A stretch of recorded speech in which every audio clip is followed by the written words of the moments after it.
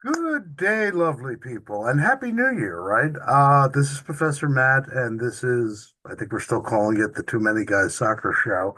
And it's been a bit, right? And it's been a bit for almost everything, right? We've gone on a little bit of a hiatus, as we're attempting to rebrand. So there's still a lot of moving parts involved with this.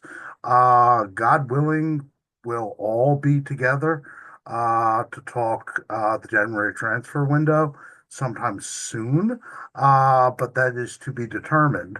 So in this, interim, this brave new world that is the pod, uh, I took it upon myself to start what's going to be a bi-weekly series of Liverpool specific shorts, right? Because I am the default Liverpool correspondent, and if we're not going to be doing the weekly shows like we used to, right, I'm just going to spend 10 to 15 minutes with you guys once every 2 weeks to, give you guys an update about what's going on. And so, right, today is Sunday, the 26th of January.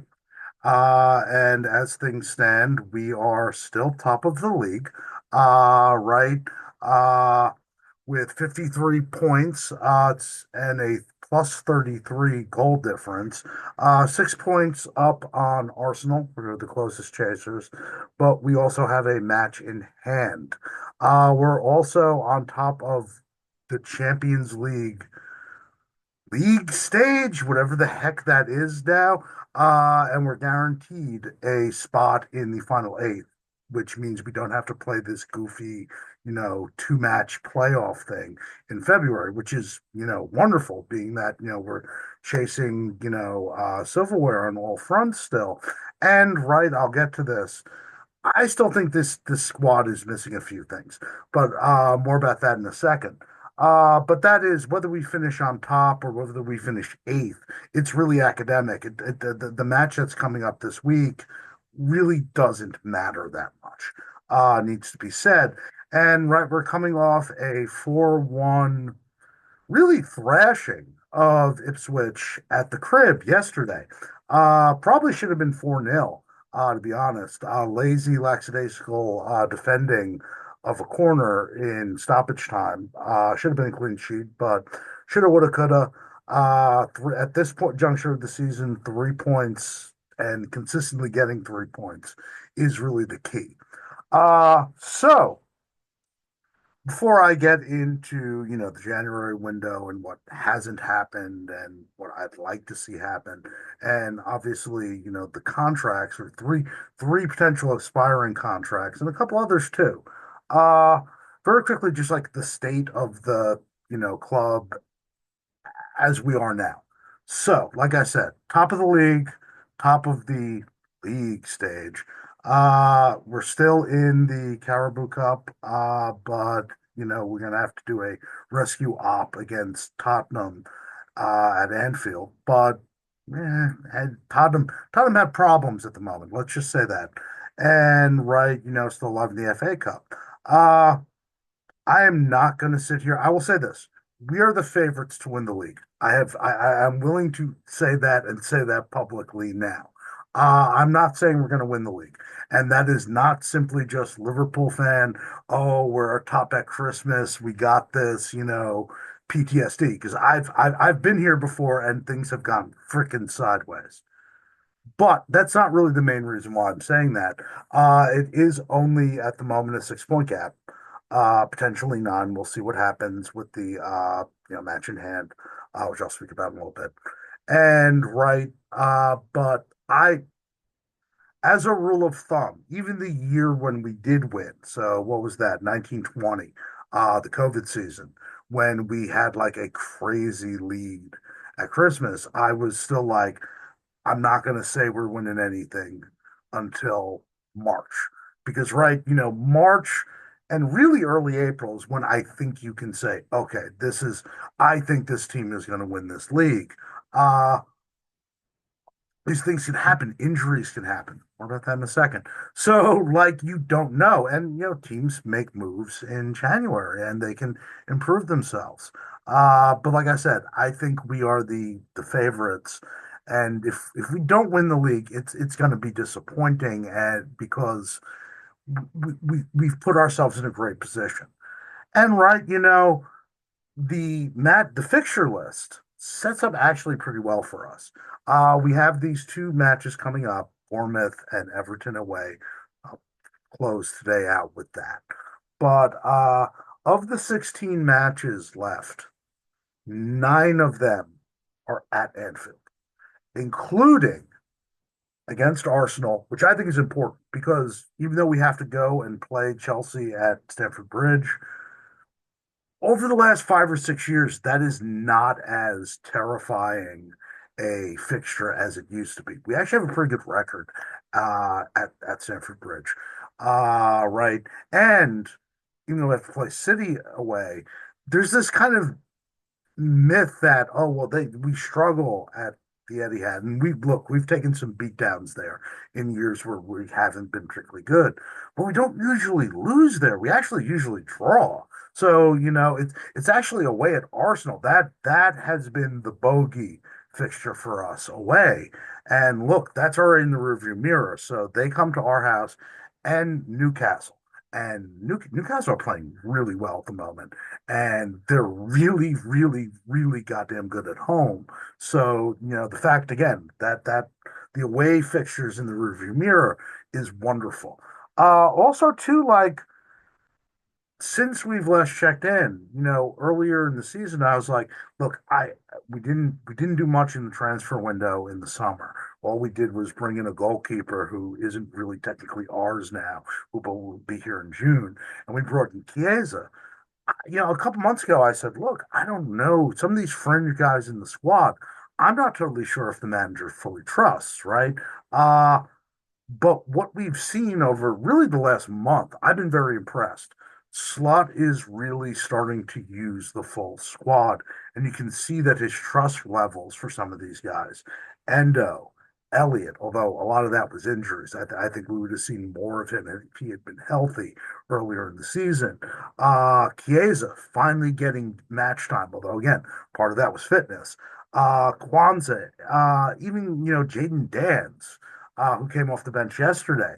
He's starting to really use the squad, and that's going to be key. Because if you want to win a league, you're going to have to use your squad, right? And this is from about mid-December to about the end of this month, especially with the match in hand too. This is the busiest time of the year, so you're going to have to use your damn squad, and you're seeing that he's the trust levels for some of these fringy guys seems to be, he trusts them now. He trusts them now, which leads us as a good segue to, what am I worried about? What can make this go pear-shaped? Well, part of it's fatigue, right? These guys have played a lot of matches already. Particularly, I'm concerned with Gravenberch because only just now, within the last month, have we really seen Endo get involved. And Gravenberch played a lot of fucking football, and right, that is disconcerting because we need him at his best. Come late March, April, and early May, when we're really going for this thing. Right. And injuries. Jota, shocker, is injured again. Curtis Jones picked up a knock last week. The timetable for him should be maybe another week or so he should be coming back soon. And Joe Gomez. And look, Joe Gomez, he is our Swiss Army knife in defense. He can play literally all four positions and play them well. So he's a big miss, and we don't know when he's going to be back. I've heard mid-February, but that's just sort of a guesstimate. Uh, which leads us to the January window. And look, at the beginning of the season, I said, this is a good team. Slot inherited a great structure from Jurgen Klopp. Uh, but this team's missing a few things. This is not a complete squad. It really isn't. And the two positions, I guess maybe three. I guess you could say left back too, because And Andy Robertson is still playing at a high level, but you're seeing the decline, and the decline has been steady and consistent for about 2 years.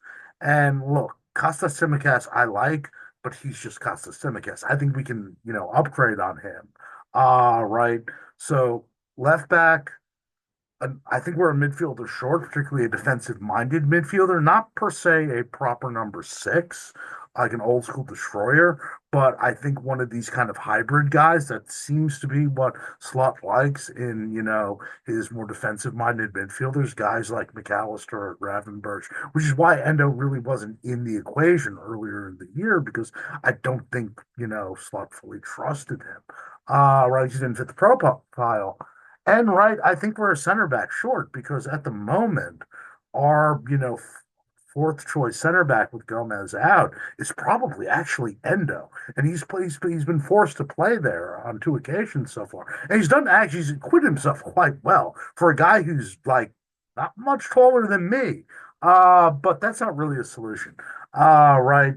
So it's January. There's still a week left open. And look, FSG can surprise me. Whenever you enter a transfer window, it's like going shopping or it's consuming. And right, we live in a, mature capitalist hellscape. So everything is a commodity we consume. When you walk into a store or something, or, there are things you like or things you want. Like, for example, I want, socialized healthcare. I want a spaceship. But these are things you want, not stuff you need. The stuff you need is you need food. You need to pay rent. You need oxygen. Uh, I would like for Liverpool to make a move or two, but I also think we need to at least make one move. And left back, I'm willing because we have some depth there. I'm willing to, off on that until the summer. But I think we really do need, again, injury, a mixture of fatigue and injuries. I think we need another body in the midfield. And I think we really need another center back. And right, it's befuddling to me because from what I have heard, we are going to go in on a center back. There's at least one or two identifiable targets for the summer. And I can understand waiting for the summer, but and I realize the question I'm about to ask, there's only three people, maybe two, depending on your views of certain things, that know the answer to this question. And those people are Michael Edwards, Richard Hughes, and God. Right? Because no one else knows the answer to this question. But I throw this question out here. If you have a target in place, and all of a sudden, like Joe Gomez gets hurt, and we kind of are thin at the position. And look, we're in position to win the league, potentially win the Champions League, and win. I don't think we're going to do a quadruple. I think that's crazy. Uh, but we could potentially win one of the two domestic cups. And we're alive in all four competitions. Why don't you just get the target now, right? Uh, that just befuddles me. And right, I mean, we've done this in the past, but it's usually only when another team is interested in that target, and then we accelerate, like we did with Diaz, right? Or Gapco. Both of them were being targeted by, direct opponents, and all of a sudden it was like, all right, we know the price, let's do it. Well, even if they're not getting directly targeted by an opponent, why don't you just, try to secure that signing now, get them in, bed them in, so next season there isn't a kind of, betting in period. They're familiar with the club, they're familiar with the terminology, they're familiar with the system, right? And like I said, we kind of need a body, and we really need two bodies. But I would take one signing at this point. I really would. Uh, and I'm seeing some of our competitors now. Things have been quiet with Arsenal, but that's sort of by design.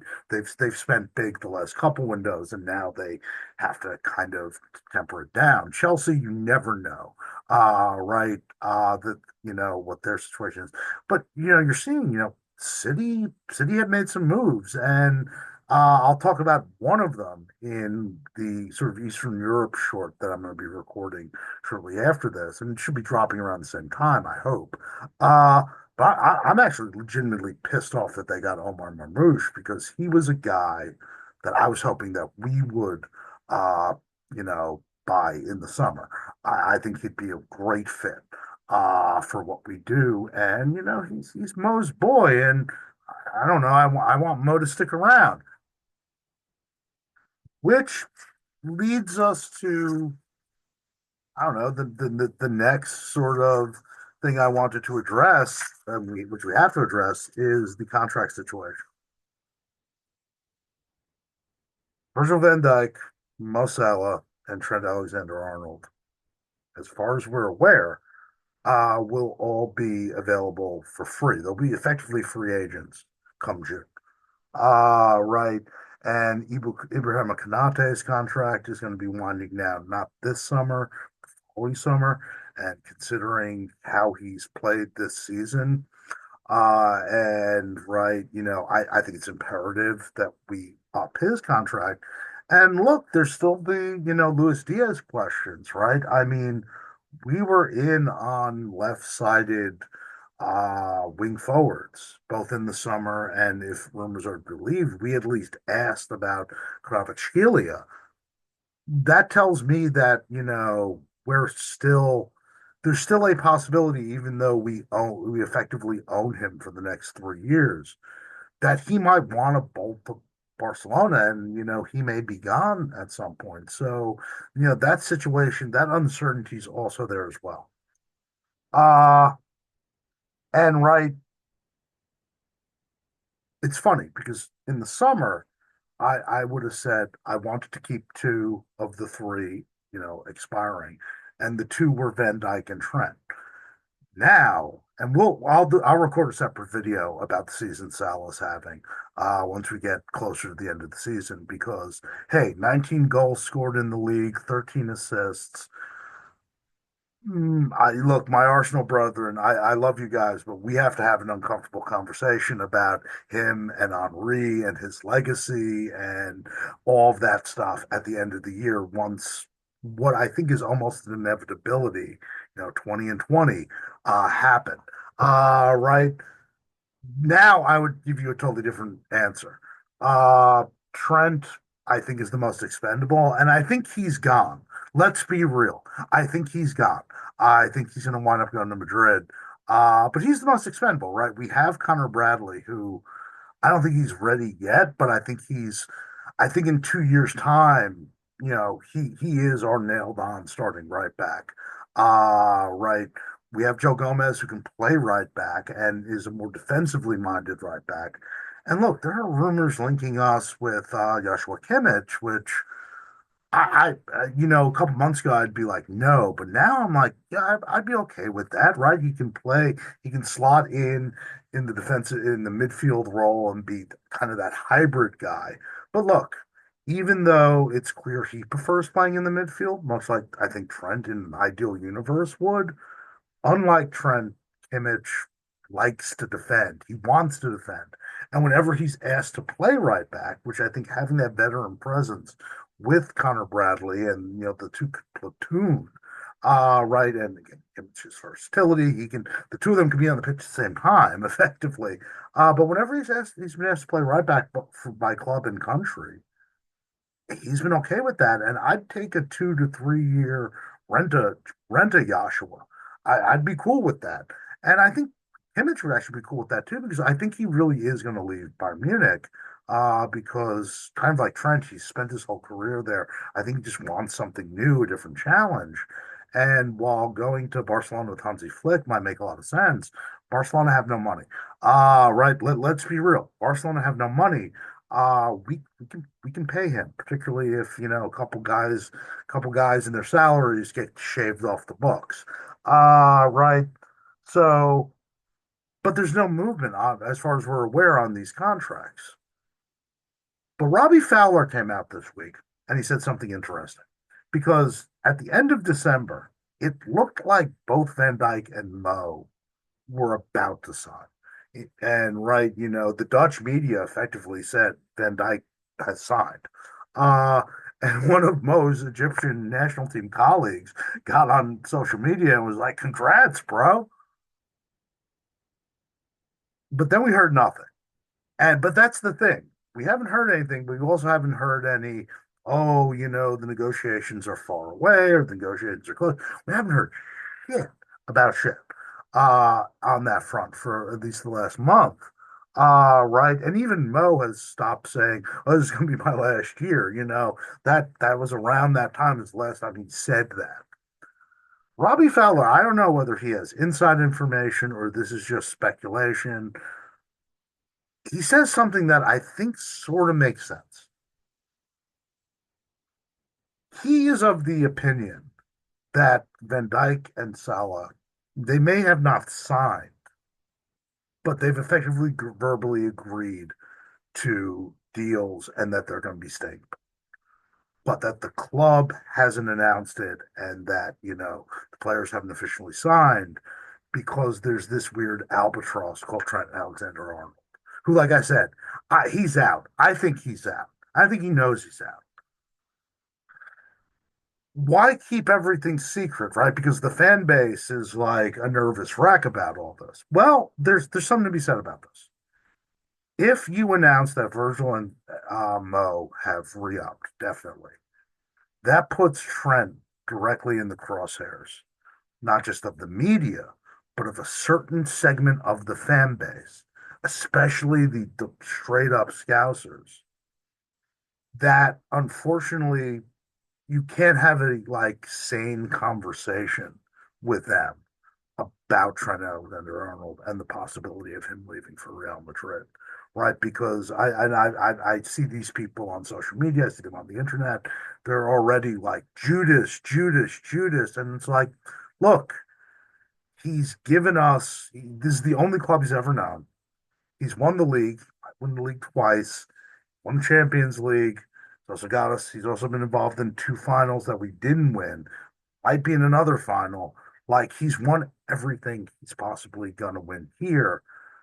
He has ambitions of potentially winning the Ballon d'Or. I can't see that happening, but you have a better chance of winning the Ballon d'Or at Real Madrid than you do at Liverpool or anywhere in England. Let's be real. Rodri was kind of an albatross, and he's foreign. He's Spanish, so there's that too. Right. Uh, I don't think he's going to win the Ballon d'Or, but if that's what he wants, going to Real Madrid makes way too much sense. And look, for Americans, I think we take this for granted. For Brits and Europeans, it might be a little bit different. What I say to these people is, look, did you not go away to college? Because right, Trent's been at the crib. Liverpool. He's a local guy, Merseyside kid, his entire life. He's in his mid-20s now. Let him experience something else. And geez, right? Maybe in 3 or 4 years he goes, he wins some stuff for Real Madrid, and he's like, "Hey, I'm coming back." And like, I for one would welcome with open arms because he's not leaving to go to Chelsea or Man City or United. Right? He's going to probably the only place that other than home, which he's given a lot to, the only place in world football where he would go, right? That's a clear, upgrade on so many levels. So I can't hate on Trent for doing this. And he's not doing the Felipe Coutinho, trying to force a move and faking injury and, or the Raheem Sterling stuff. Again, it's not going to a direct rival per se. He's just going to Real Madrid. But having that conversation and saying what I just said to you guys, to a certain, you know, part of the fan base, they'll look at you like you're crazy and it's like, wow, wow, again, Judas, traitor, blah, blah, blah, blah, blah, blah. If Van Dyke and Mo have effectively agreed to stay, maybe, maybe Fowler's right. Maybe it does actually make sense to not freaking say anything because then the distraction, which will be inevitable surrounding Trent just isn't, right? And so you announce the contracts, I don't know, the last week of the season or something like that. And then it's like, hey, Trent's leaving, right? Like, and you don't have to deal with potentially several months of toxicity, particularly within the city, while you're gunning to win silverware. I don't know if that's true. I kind of hope it is because, again, at this point, I want to keep Van Dyke and Salah. If Trent leaves, okay, cool. Best of luck. Thank you for your service. Uh, and then we move on. I'm cool with that. Right. But I don't know. I don't know. But maybe he's onto something there. Because again, it's gotten really eerily quiet, even in so much of while they're far apart. You're not even hearing that. You're just hearing nothing. So maybe he's onto something. I don't know. I thought that was interesting though. I'll say this now. I think Van Dyke is going to re-up. I think Trent's gone. Mo, I think it's honestly 50-50. I think the Saudi stuff is blown way out of proportion. And it's also lazy and kind of racist because, look, just the fact that he's Arab and he's a Muslim doesn't mean just connect the dots with Saudi Arabia. Egypt and Saudi Arabia, and, they have this like intense sort of historic regional rivalry. Like Egyptians and Saudis, like each other. So, like, I can see him going to MLS before I see him going to Saudi. So I don't think that's really a thing. I think the money will make him think, but I don't think he actually is going to go there. Also, footballing wise, too, because I think he still has 2 to 3 really good years left on his career or in his career. But the fact that PSG has now seemingly kind of gotten involved, that worries me. That worries me because I do think even if he does leave, he's going to stay in Europe.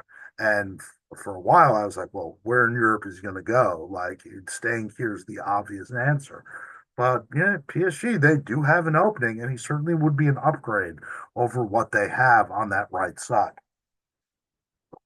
But we'll see, and we'll be inevitably talking about this saga as the season goes on. So before I call it, I wrap this up. Just very quickly, the fixture list. The next, we play in the Champions League this week, uh, but that is a legitimately meaningless game. Right. We're already through last eight, and I imagine there's going to be heavy rotation. In fact, I don't know, have troll out Endo and kids and give Endo the captaincy, right? Just don't get hurt, don't get guys hurt. Is the message this week in the UCL. And let me just very quickly, because for some strange reason I'm forgetting who exactly we're playing. I want to say it's a French club, but we also just played a French team, so that seems weird to me. Uh, oh no, PSV. We play PSV. So we're gonna be in the Netherlands. So slots all stomping grounds. Totally meaningless game. I'll watch because I watch everything, but it's if we lose, I don't really. Winning is staying healthy. The next 2 matches in the league, however, are, I think, potentially season defining. Because I said before, the majority of the remaining matches are at Anfield. And I like those matchups, even against, again, like the fact that we have to play Arsenal and Newcastle at the crib. I'm That's great. We are away next Saturday to Bournemouth, and then we play the match in hand February 11th. So I'll probably record the next Liverpool specific short after that, or after that following weekend. We play Everton, right? Because the match that got postponed because of the storm was the Merseyside derby, and that's at Goodison. It's close, but still away. These are tricky matches, right? Because part of part of the truth of the league, and it's been obscured because Man City have been so freaking good up until this season, is that there's a lot of genuine parity in this league. I know Man City's won the league, uh, four straight times, and what's it? six out of the last seven. But from one to about 12 on any given day, they can beat one another. Right. So a trip away to Bournemouth is no joke.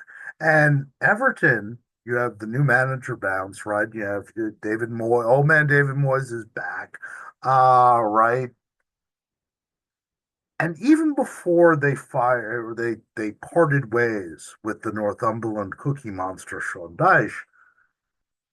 Everyone who has gone and played Everton's been the momentum killer, right? They don't always beat you, but it's going to be some ugly ass draw.